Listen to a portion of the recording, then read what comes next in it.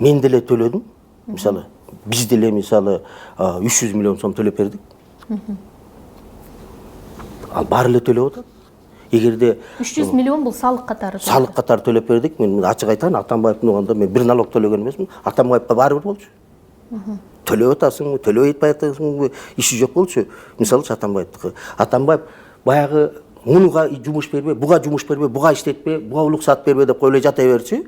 А налог төлөнүп атабы, төлөнбөй атабы, бул иши баары бир болчу. Мына мен силерге ачык айтайын, мен Атамбаевдин уганда бир тиын төлөгөн жокмун. Анан ошонун баарынан бул бийлик келтирип, санап туруп, баягы кантип айтат, сен айтып атпайсың, кустур деп. Мына мен деле 300 миллион сом кусуп бердим эмне. Эми өзүндө күнөө болсо турабы? Ооба. Ошондой эле башкаларды, бир адам налог төлөчү эмес Атамбаевдин уганда. Сооронбай Шариповдун уганда бир налог төлөчү эмес. Налогтор өзлөрүнүн тиги ставкалары бар болчу. Мисалы мен жана менин жанымда балдар, менин тааныштарым, туугандарым 100% налог төлөшөт. Налогтор басып келбейт. Анткени биз налогду апа-пакай көрсөтүп атабыз. Апа-пакай отчет көрсөтүп атабыз.